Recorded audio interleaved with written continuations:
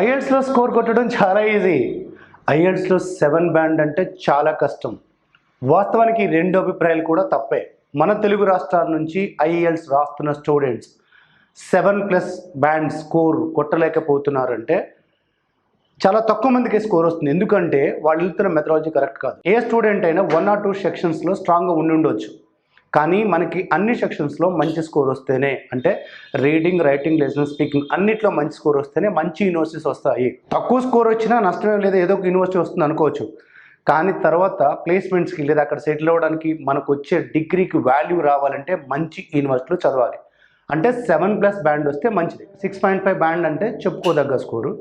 7 వస్తే గుడ్. 7.5 వచ్చిందంటే ఖచ్చితంగా బెస్ట్ స్కోరే అవుతుంది. సో అలా స్కోర్ రావాలంటే ఏం చేయాలి? మన ఫార్ములా ట్రైనింగ్ దగ్గర మనకు వచ్చే స్టూడెంట్కి డైరెక్ట్గా అడ్మిషన్ ఇవ్వం. మనకి ఎవరైతే ఐఎల్ట్స్ అడ్మిషన్ కోసం వస్తున్నారో ట్రైనింగ్ కోసం, వాళ్ళని ఫస్ట్ అసెస్మెంట్ తీసుకుంటాం. వాళ్ళ స్కిల్ సెట్ ఏ లెవెల్లో ఉంది, ఐఎల్ట్స్ స్టాండర్డ్స్కి ఎంత గ్యాప్ ఉంది, వీళ్ళకున్న స్కిల్ సెట్కి ఐఎల్ట్స్ స్టాండర్డ్స్కి ఉన్న గ్యాప్ ఏంటి, ఆ గ్యాప్ మీద వర్కౌట్ చేస్తూ ట్రైనింగ్ ఇస్తాం. సో లిజనింగ్లో వీక్గా ఉంటే లిజనింగ్, రైటింగ్లో అంటే రైటింగ్ లేదా రీడింగ్. ఎక్కువ శాతం మంది మన తెలుగు రాష్ట్రాల నుంచి రాసేవాడికి ఎక్కువగా పోయేది రీడింగ్ సెక్షన్. వీటికి కావాల్సిన టెక్నిక్స్ ఇస్తూ, పర్ఫెక్ట్ ట్రైనింగ్ ఇస్తూ, వాళ్ళు ఏదైతే ఎక్స్పెక్టెడ్ స్కోర్ ఉందో ఆ స్కోర్ వచ్చేంత వరకు కూడా మాక్ టెస్ట్లు కండక్ట్ చేస్తాం.